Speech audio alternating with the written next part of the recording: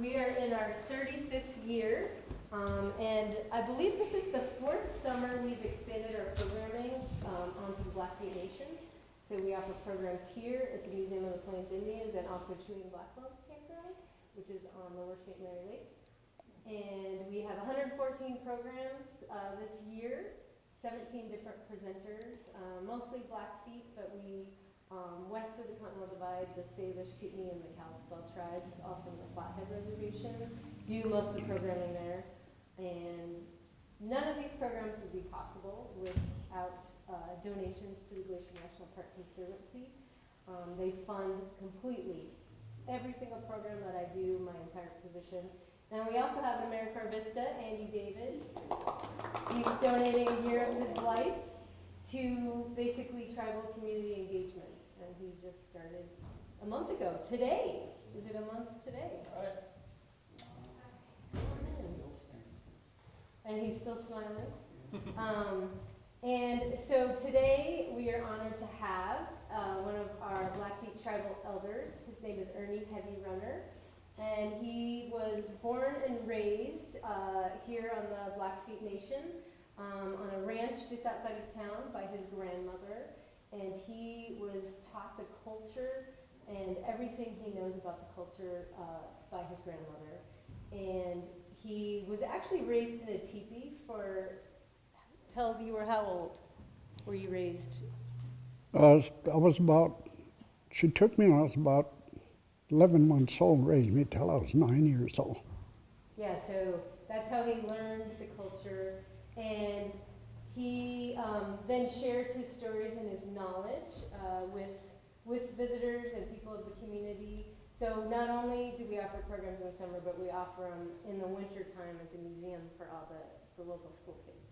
So we actually have hordes. I think the program Ernie did last year, we had 140 kids show up in the museum. It was a little packed, to say the least. So I feel honored that it's also for the community too. And Ernie, he has taught survivalist skills, and he's also a hero to the community because he single-handedly saved the lives of a whole bus full of firefighters. They lost the brakes, and he was able to figure out with another bus driver how to get the bus tipped over rather than going off of a mountain road. And that, what year was that? 1990. 1990. So he has lots of traits to share with you, and so without further ado, I offer you Ernie Heavy Runner. How you doing, people? Let me speak, a lot of you heard Spanish, German. I'm going to speak a little American to you, okay? And then I'll translate what I said. Okay, apa mi aplikon. Nisto am skapi pikani. Nitani ko. So koyo mahkan. Ikotrapin ko. Red Morning is another name that I had a friend named that. What I just said was, hello people from across the water. That's the way my ancestors would have addressed you. I'm Blackfeet, and my name is Heavy Runner. And I'll welcome you. Before I get started, I'd like to know, how many of you live here in Montana? Okay. A lot of you familiar with Indian culture? A little bit. All right. A lot of you read books about Native American people. So you know that we're still alive and still around. All right. Today I'm going to go through some of these dioramas with you. The dioramas were made by an artist by the name of Gordon Monroe, who just died here recently, about 8 months ago. He happened to be a relative of mine. In other words, his grandmother, the one that told him how these people should look, was my aunt. My dad and his grandmother were brother and sister, so I know quite a bit about him. And I know quite a bit about these dioramas. I happened to be there when he was making some of them. So I'll start by explaining what these dioramas are all about. We're going to start with this one here. As you probably can see, it's a burial. There's 3 types of burials known among the Blackfeet people. This happens to be one of them. This is called a prairie burial. Out on the prairie, there's no trees.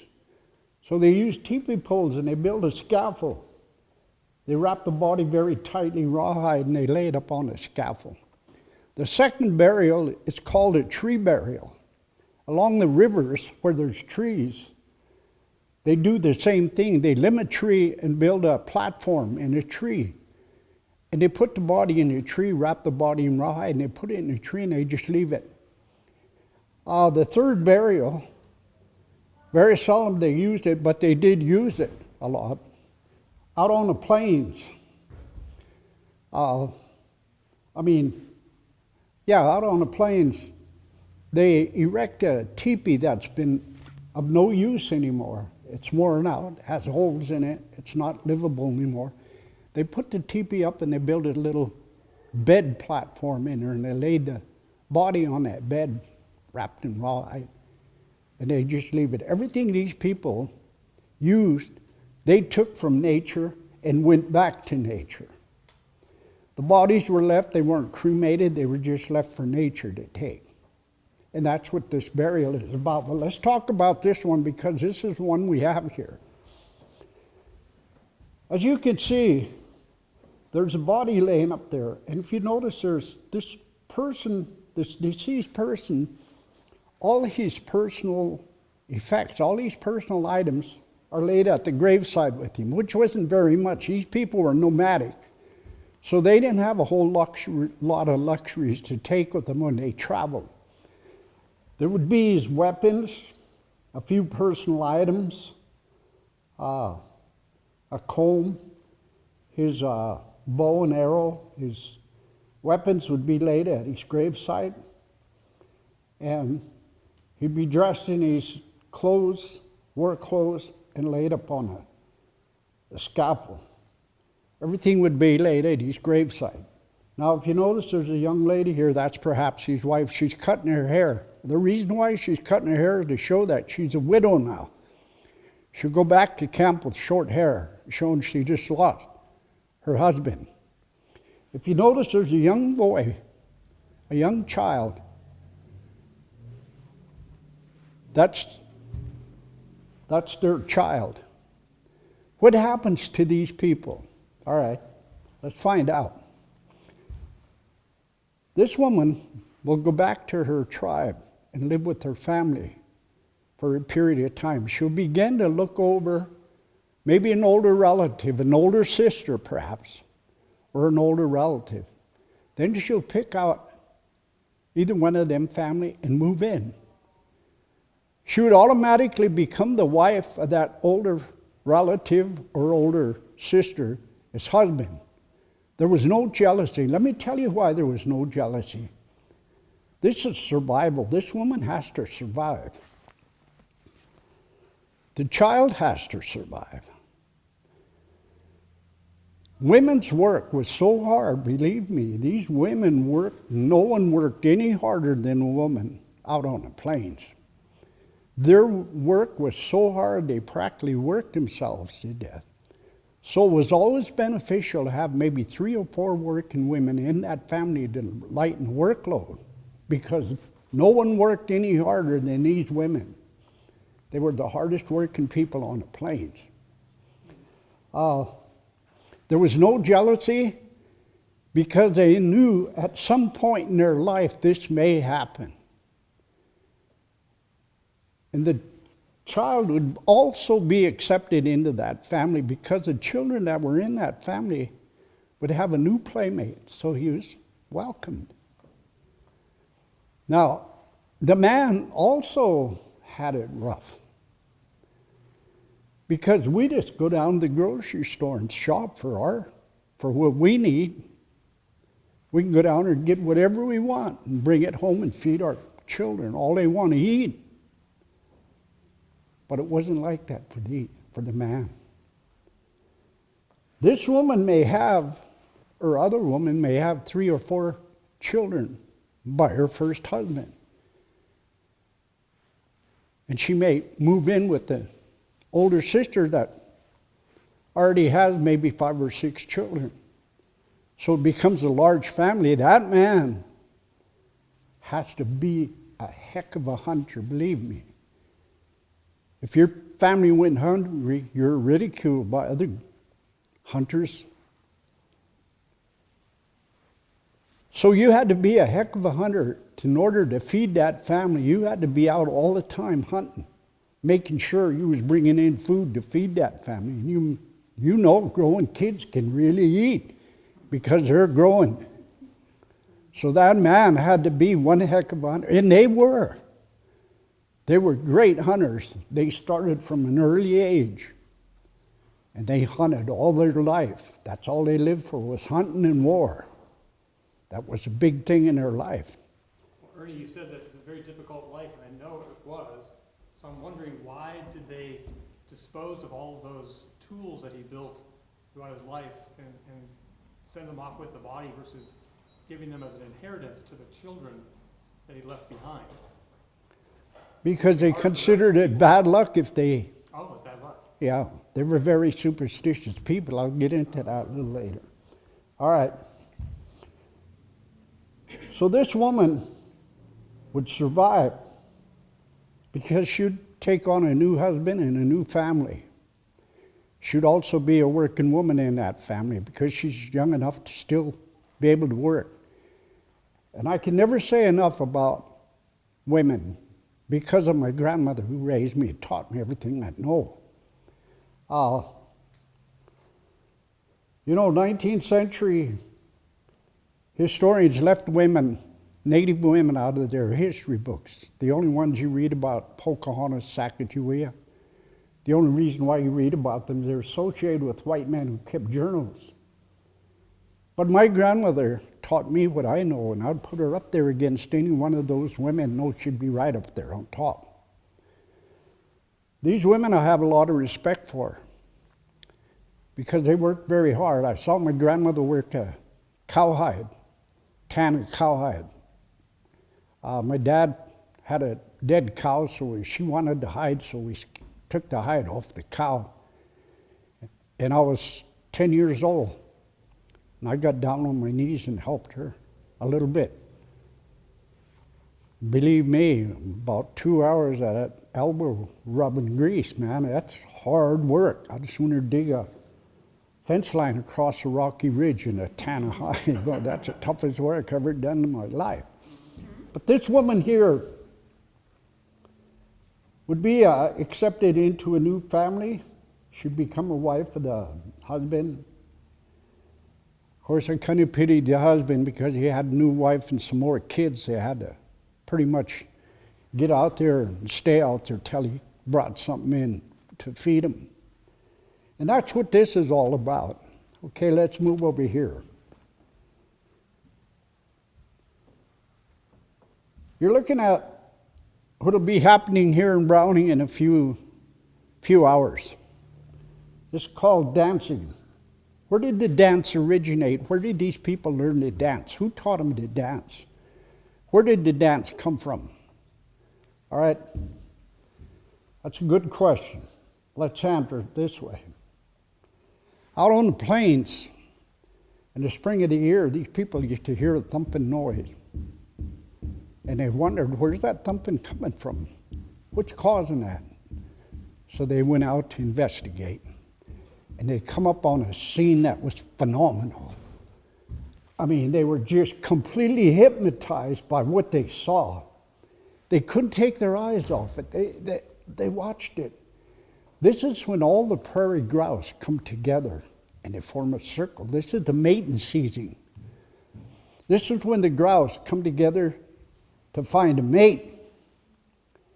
And so the male grouse puff out their feathers. Their head feathers stand straight up, their tail feathers expand in a circle, and they beat their wings against their chest. and they do it all simultaneously. This is which causes that thumping noise, and scientists are amazed by what they see out there. And they move their feet very fast, throw their head up and down, side to side, and they move in a circle to try to attack the female. Their feet moving all the time.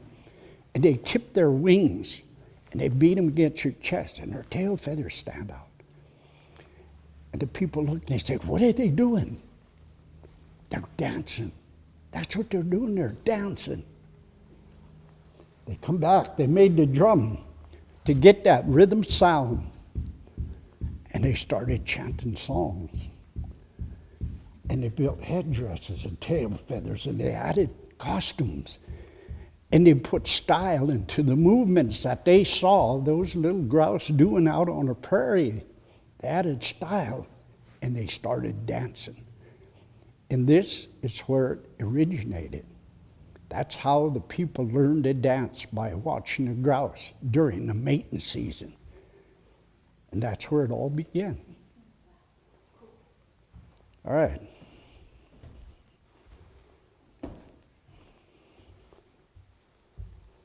Spirituality. Non-Indian people has always been interested in Native American theology. Who did these people pray to? What were their beliefs? Who were their gods? These always interested people. They always wanted to know. This is a ceremony of many ceremonies that we have in our culture. This is one of them. This is called a thunderpipe ceremony. Underneath this alkide is a bundle with a pipe in that bundle, wrapped in that bundle. Bundle of several animal skins, 8 or 9 animal skins, small animal skins. This pipe's called a thunderpipe. The reason why it's called a thunderpipe, every spring of the year, just before the rains come, you hear the loud clap of thunder. That's when this pipe is brought out. Now, this pipe has religious significance to it, just like the cross in the church. It's brought out so that people, if there is something that's not going right, maybe there's sickness in their family, or something's not going right in their family, they come to the ceremony to hold a pipe and pray to make things right again. That's what this ceremony is about. This pipe hangs in the back of the teepee in a rawhide bag.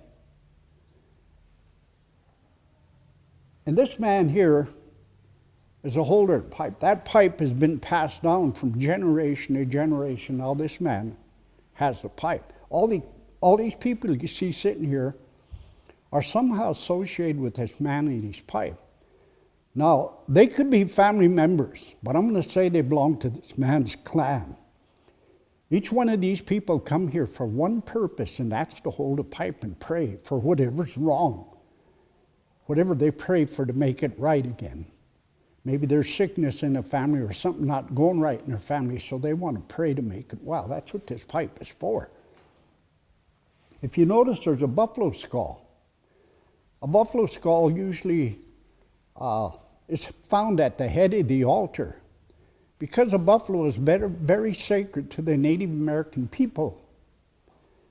In fact, the buffalo had just everything the people needed to survive out on the plains, everything they needed to survive.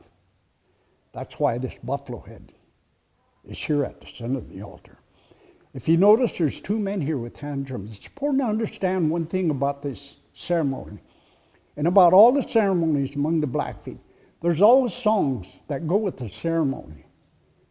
The reason for this is the songs are part of the ceremony. In fact, I can't think of a ceremony where there isn't songs that's sung in these ceremonies, just like hymns in a church. All the people you see sitting here come here for one purpose, and that's hold a pipe. All right, here's what happens. This man goes back, reaches in the bag, and pulls out the pipe. That's a bundle. with animal skins wrapped around it. He reaches down, takes a elk hide and throws it over the bundle. Then he walks out in front of the people. That's what he's doing right now. And he's praying as he's holding this bundle. He's praying whatever prayers he may be praying for. He's praying that everything's well, that this ceremony goes well without any mistakes. As he's doing this, these two gentlemen are singing a low chanted song. And everybody's praying along with him their own personal prayers, whatever they may be. When he finishes, he kneels down by the altar. One of the women here who's knowledgeable in this ceremony, perhaps his wife or someone who's knowledgeable, will get up and kneel beside him. They'll begin unwrapping the pipe. One animal skin taken off, there's a song and a prayer. Another animal skin taken off, song and a prayer, till all 8 or 9 is removed. Then the woman fills the pipe with a sacred tobacco. This tobacco is sacred because it comes from Mother Earth. Native American people believe that everything that comes from Mother Earth is sacred. The plants, the rocks, the mountains, the trees, the grass, everything that grows, and the animals, especially the animals, because they eat the grass. We live on this earth with the animals. We breathe the same air. We drink the same water. So we call these animals our relatives. Licho koal in the Blackfeet language means my relatives. So they're important to us, and they're sacred because they also come from Mother Earth. That's why Native American people don't like to see holes dug in the ground. We just take and we don't put nothing back. And so this tobacco that's put in this pipe comes from Mother Earth, so it's sacred tobacco to the people. She fills the pipe bowl with this tobacco, then she lights it up. She hands it to this man. This man takes the pipe, takes a puff off the pipe, and he blows smoke in the 6 directions. Native American people have 6 directions: east, west, north, south, down, and up. And he prays, and they're praying. There's songs being sung as this is going on. When he gets done, he hands the pipe to this man. This man does identically the same thing as this man, but he prays his own prayer. There's a song, and there's prayer among the people. He hands it to this man. When he finishes, the man starts the pipe going again. Then he does identically the same thing as these 2 men did. The pipe gradually makes its way around the circle. Everyone gets the pipe except the young child that the woman's holding right there. Everybody gets the pipe and prays with the pipe. The pipe gradually makes its way back. Now, the 3 women that you see in here were very important to this ceremony, because before the ceremony started, they cooked up a big feast, because right after the ceremony, there's going to be a feast and there's going to be socializing. They're going to tell stories and socialize. The pipe gradually makes its way back to the owner. The owner puts the pipe out, and the woman and the man begin to wrap the pipe. The first animal skin wrapped on, there's a song and there's a prayer. The second one, there's a song and there's a prayer. Tell all 7 and 8 or 8 or 9, whichever many is used to wrap this pipe. There's really no, it's usually about 7 or 8, nowhere above 10. Animal skins, small animal skins wrapped around this pipe. Then they put it back in a rawhide bag, set it back up back the teepee. The food is brought out. Everybody feasts. Everybody socializes, and that's what this is all about. Okay? Let's move over here. Another ceremony. You know, Native American people always found animals to be very important to them. Animals played a very important part in the culture of the Plains Indian tribe. Not only the Blackfeet, but most of your Indian tribes found the animal to be very important. Why were they so important to the people? Because they were here first. They were here long before man were.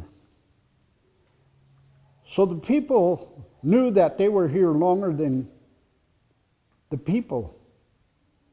So they began to look to these animals for guidance because they knew how to live in the natural world better than we did. So we began to watch and learn from these animals because they had so much to offer. See, Native American people believe that animals are one of the most honest creatures in the world. They don't lie to you. They don't rob from the sky. They don't steal from the water. They don't dig holes in Mother Earth. They don't do that. They take only what they need and they leave the rest for somebody else to use or some other animal to use.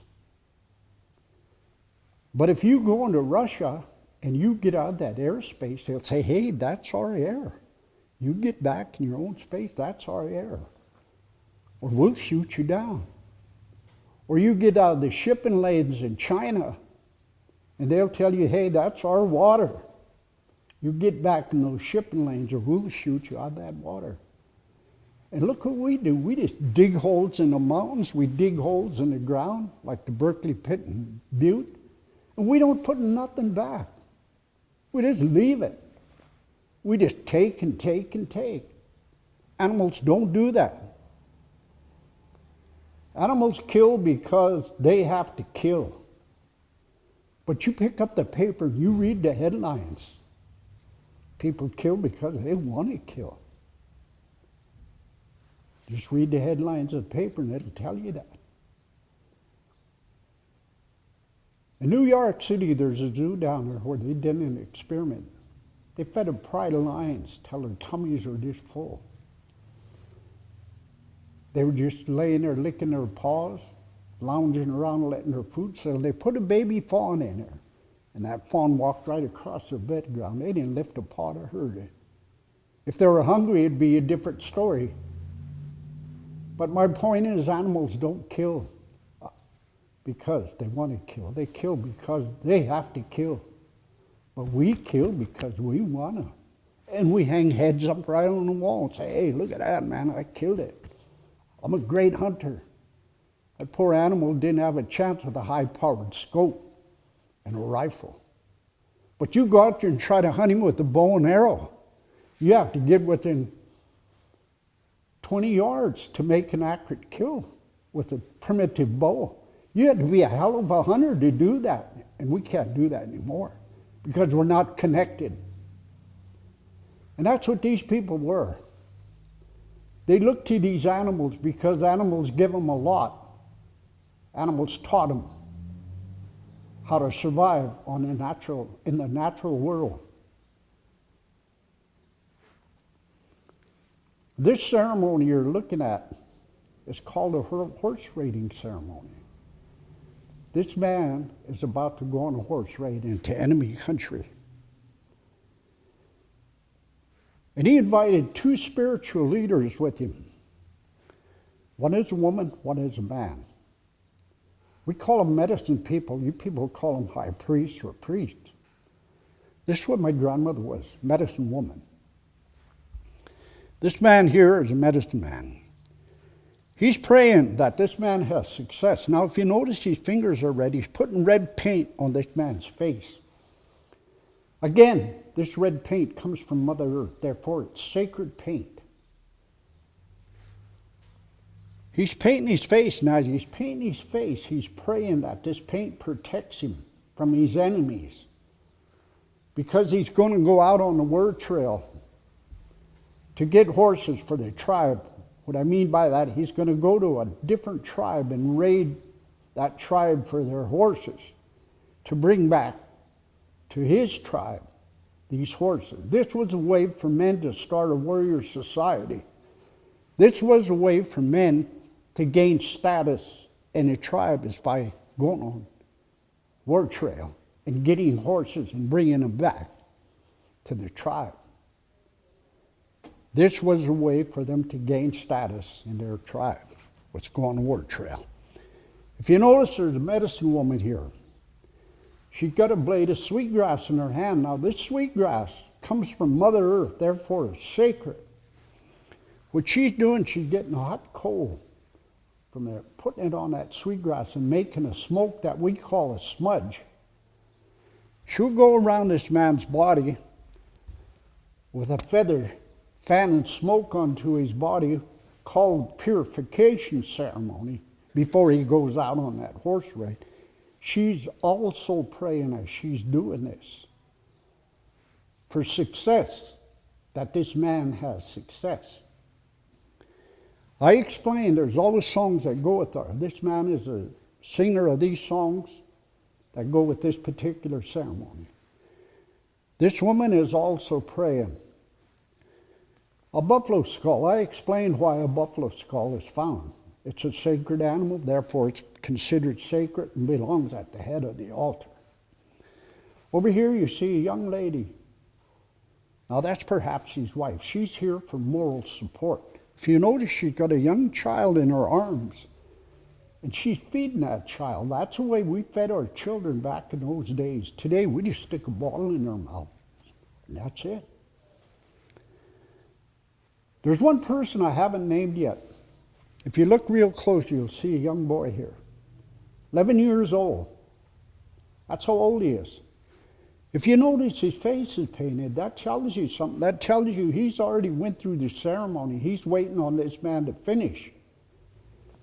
And it tells you something else. He's going to go on a raid under the guidance of this man. He's only 11 years old, but he's going to go on a raid into enemy country. If they should get caught, he can die a very terrible death. And the boy may be taken as a slave, captured, or maybe adopted into a family, raised by that family, or he can choose death. Either way, this is very dangerous, people. But that boy is going to go under the guidance of this man. 11 years old, too young? Maybe, maybe not. But we'll find out. In Vietnam, we sent 17 and 18-year-old boys over there to fight a war. They're not men, they're only boys. 17, 18 is still a boy yet. They're not a man till they're 21. But yet we sent them over there to fight a war. Fight alongside of men. Afghanistan was the same. We sent boys over there too, 17, 18 years old, to fight a war. And they did. Maybe not too young for this culture. Okay, what happens? Here's what happens. They have to sneak out of their camp at night. Why? Because there's going to be other young boys, if they hear about us, take me, I want to go, I want to go. Take me, I want to go. This man don't want to take a whole bunch of children, people. Somebody's going to get caught. He don't want to come back and say, hey, I just lost your son. He don't want to say that. He don't want that responsibility. Yet he's taking that other boy with him. That's perhaps his nephew or maybe his own son. So he'll take him. They sneak out of their camp at night. They take short ropes, not very long ropes, and they wrap them around their waist. 4 of them, 2 around the waist, 2 over the shoulders. This is to neck the horses together. If they get horses, to keep them from spreading out, the 2 leaders will neck together and the rest will follow. So they take the ropes, 4 ropes with them, and they head out on the war trail. Okay? Now may be gone for several weeks. They travel at night and they sleep in the daytime. Because like I told you, if this man should get caught, he can die a very terrible death. And of course, the boy taken captive. We don't know what happened to the boy. He may be adopted into tribe, or he may be slave for a while, then adopted. Or he may even choose death his own self than to live with another tribe. So they head out on the word trail. They travel at night and they stay very well hidden in the daytime. Now they may travel several hundred miles away from their camp. Let's say they head east. They travel east for 3 days. On the 4th day, they come across a small Cree village and they check the horse herds that the Crees have. They check them out. And these horses are in poor shape because they had a tough winter in the eastern part of Montana. So they head south. So let's head into the Crow and Cheyenne country. So they travel another 2 weeks and they hit that. Same thing, tough winter in Wyoming and southern Montana. And the horses are in poor shape.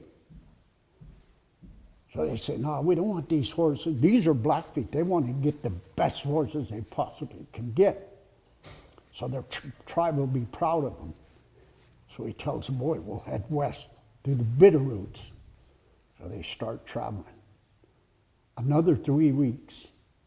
Now they've been gone almost 2 months. Summer's almost over with. And they're still gone. The people are worried about them. They hit the Bitterroots, Nez Perce. They hit one of Nez Perce camps. Man, look at these horses.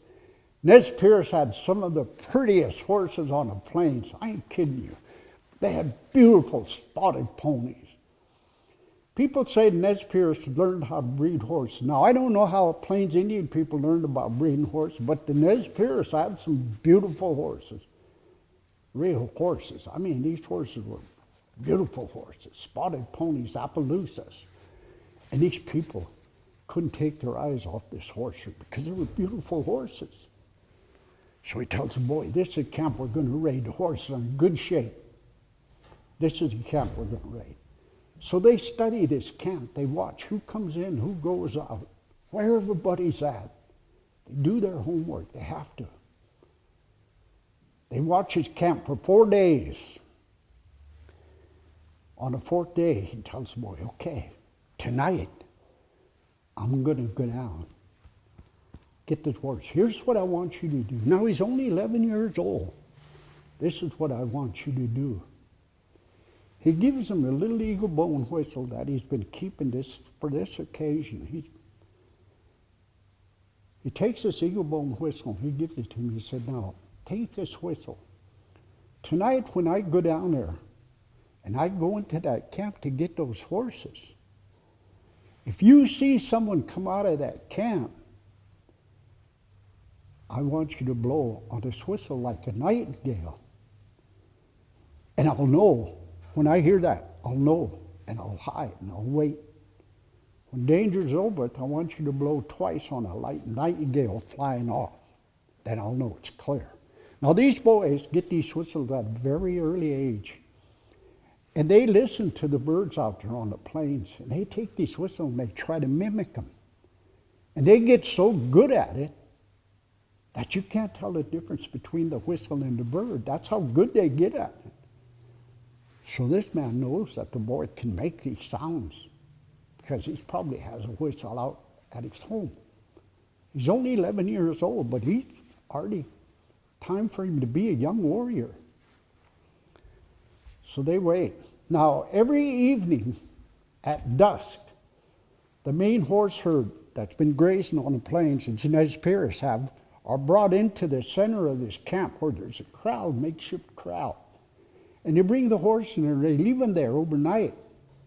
The next morning, they're herded back out to the main horse herd to graze again.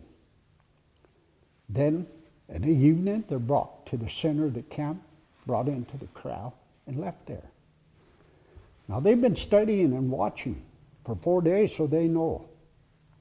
And they're very well hidden because they want to be discovered. They're very well hidden. So they waited out. The evening of the 4th day, it's getting towards evening. Fires are burning high in camp.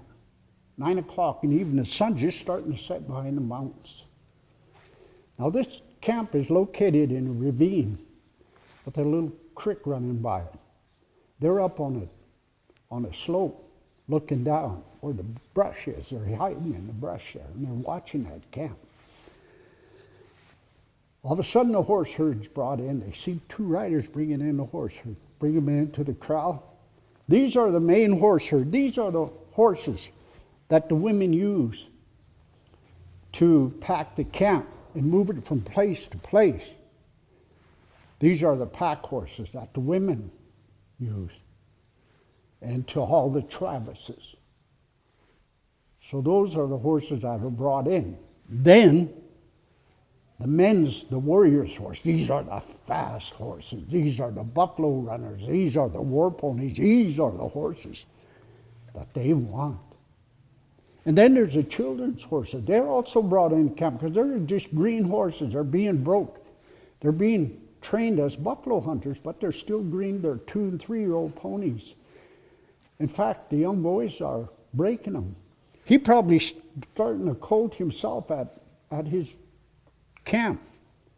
He's probably already has a colt so he's pretty well a little horseman by now, so he knows how to handle horses.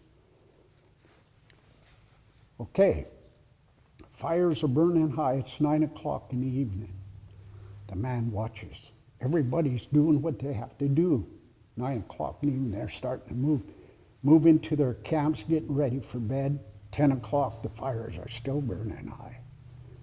11 o'clock, fires are very low. Midnight, there's this cold. Then he wakes up the boy. He said, boy, he said, it's time. I'm going to go down there, and I'm going to get the horses. Now, you're going to be my eyes, and you're going to be my ears. Remember what I told you. If someone comes out of that camp, I want you to blow on that whistle like a nightingale. When I hear that, I'll know to hide. You remember that? He says, yeah. Okay. Very quietly, he makes his way down that hill. Very quietly. He stops, he looks, he watches. Make sure nobody comes out of that camp. He's watching, he's looking. Then he moves again. It gets a little closer, and he makes sure that camp's sleeping. And the boy's also up there watching too. He's making sure that no one's coming out of that camp, because he's getting ready. If somebody comes out, he's going to blow that whistle and make a nightingale sound. All of a sudden, the man gets into the crowd. He takes a rope off, and he sees a beautiful horse. He throws his rope around it. He gets another one. Then he leads him out of that crowd very quietly. Brings him up to the boy. He tells the boy, now you hold his horse. I'll go down and get 2 more. Very quietly, he goes down. The boy's holding his horses. He gets 2 more. And he brings them out of the crowd very quietly back up. He gives them to the boy. Then he begins to look at the boy, and he's thinking. He's thinking. I used to be a boy once, and I was excited when I went on my first raid. All of a sudden, he tells the boy, do you want to go down there and get a horse? And the boy gets, oh, this is what I come here for. This is my chance. Nobody gets a chance like this. This is my chance. And he's all excited. Oh, yeah. He says, yeah. And the man said, wait a minute. I can hear your heart beating clear over here. If you get down there, your heart's beating so loud, you're going to wake him up. Now, you sit there and calm down. He gives the boy 15 minutes to calm down because he's sending a boy down there. So he gives him 15 minutes. He wants to make sure that camp is sleeping. He wants to make sure everybody's asleep in that camp. So he studies each one, watching, making sure nobody comes out. Then he comes back to the boy and he tells the boy, hold your hands out. Boy holds his hands out. Okay, you quit shaking. All right. You go down there and you get 1 horse, and you come back up here. and then we'll get out of here. So the boy looks back at the man. He very quietly, just like the man, he takes one step at a time and he checks the cams. He takes another one. He checks everything out. Finally, he gets up close to the crowd and he makes sure all the camp's okay. Then he ducks into the crowd and he starts walking among the horses. All of a sudden, he sees a beautiful spotted pony, just the right size for him.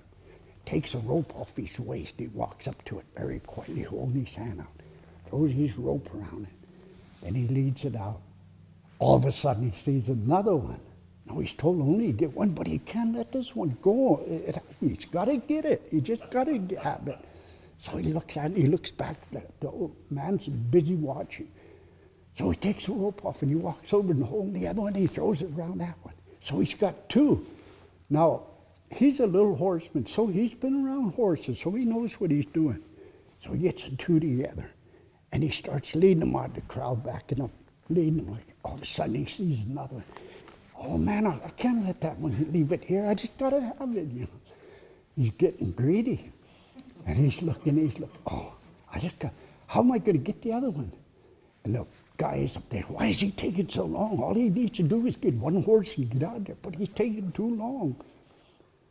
So the boy climbs up on the crown. He gets on one horse. He makes a little halter on him, and he grabs the other one. He holds it, and he starts moving his horse over to the other one. He finally gets close enough. He takes it sort of rope, and he throws it around him and fixes it, and he halts. And now he's leading two of them out there, and he's riding one. And he goes out through the crowd very slow, and the whole herd starts following him. They follow the horse and go out the crowd. And the guy, oh my God, what's he doing? What's he doing? We're going to lose our braids. We're going to lose our braids. What's he doing? He's bringing the whole horse herd. We got to get out of here. He's got the whole. So they very quietly start up the hill, and all the herd is following. Get up there. Now they get a mile away, and boom, they make their way for home as fast as they possibly can, because they know when that camp wakes up, there's going to be no horse in that crowd, and they're going to be wondering what happened. Then they're going to know they've been raided. So they're going to go get their other horses out there, some of the ones that are broke. So they head for home. Now they go all the rest of the night, and part of the next day, then the man says, hey, we got to rest. We got to stop the horses. They got to rest. They got to eat grass and drink water. So let's rest them. So the boy, he tells the boy, now, we're going to rest. We're going to rest for 4 hours. But I want you to go back on the back trail, and I want you to watch back there. If you happen to see some dust, I want you to get back up here as fast as you can. Then we'll get going. The boy says, why? We got all the horses. He said, just get back there. Do what I say. So the boy goes back. All right. They rest the horse 4 hours. Then he calls the boy and they head for home. Okay, they made a successful raid. Here's what happens. Now the people are wondering about him. People are saying, hey, they've been gone 2 months. Winter's coming on. We better send some scouts out and look for him. So they sent scouts out. The scouts got up on a big hill and they watched. They watched the south, towards the south. All of a sudden they see a cloud of dust. The scouts say, hey, look at all that dust. Look at all them horses. It's a war party. We better get down there and warn our camp that enemy's coming. One of the scouts said, wait a minute, hold on. There's only 2 riders. That's a whole herd of horses. So the guy looks again. He said, you're right. That's them. They got horses. We better run down and tell the camp that they're coming. They got horses. So they run down and they tell the camp, hey, they're coming. They got a whole horse herd. So everybody runs in their camp. We're going to act surprised when they come. All right, they're coming. All of a sudden, they get a mile away from camp. The man said, oh, hold the horses, mill the horses. So they stop the horse. The boy said, why are we stopping? He said, we're going to show off a little bit. We just made a successful horse raid. We're going to show off. So they get down, they comb their hair. They've been living out there. They've been shaggy, and they've been living out on the plains. And so they're not groomed. So they start combing each other's hair, and they braid their hair really good, and they put on war paint. fresh war paint, and they put on war stripes on the horses they're riding. They said, we're going to show off. We're going to ride these horses around the camp and let out war whoops. Okay. So they get the horses within half a mile of camp, and they run them full blast towards the camp. And they run them, let out war whoops, and run them ponies around and around the camp, and everybody comes out and rejoices. Look at the beautiful nest-pierced pony. They're back. Look at the beautiful horse. Everybody rejoices. They just made a successful horse race. Here's what happens. This man here is given a new name. His old name is forgotten. He's given a new name. Every time we do something honorable, we're given a new name. That's the way we honor our people, by giving them new names. This young boy, he's only 11 years old, but he went on his first horse raid into enemy country. Not only brought back a horse, but brought back a whole herd of horses along with this man. Now he's given his first down eagle feather, an eagle feather like that. It's his first down eagle feather. Now he could either wear it in his hair, or he could put it on acoustic, dance in the warrior's dance with his feather. He's also given a new name. His old name is forgotten. He's given a new name. And that's what this is all about.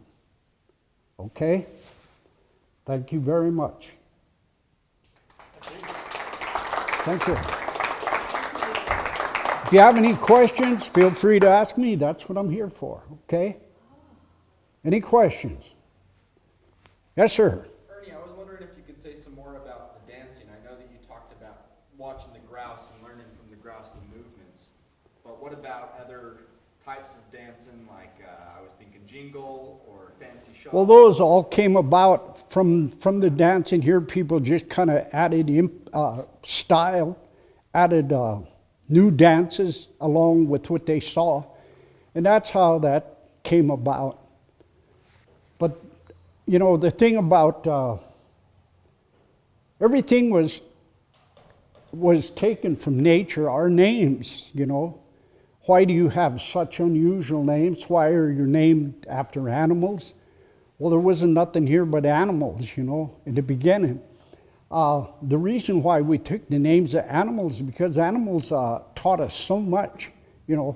That's why when you walk into a Native American art museum, you're not going to see a vase full of flowers, bowl full of fruit, or the ocean washing up against the shore. You're going to see what you see in your pictures of nature, of animals, because they were important to Native American people. And in this way, by taking an animal's name, this is showing honor to that animal. Showing honor, showing respect by saying, hey, you know, you may be dead, but we're going to take your name and carry on, you know. Animal names like running eagle, sitting bull, crazy horse.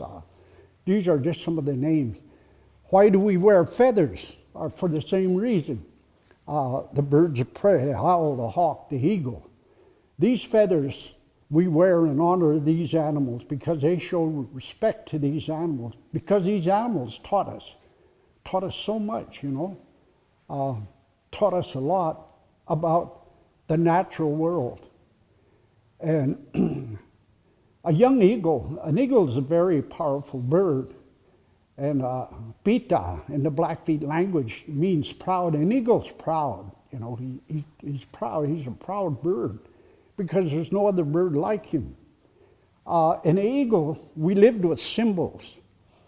Symbols were very important to Native American people. I asked a Sioux one time, I said,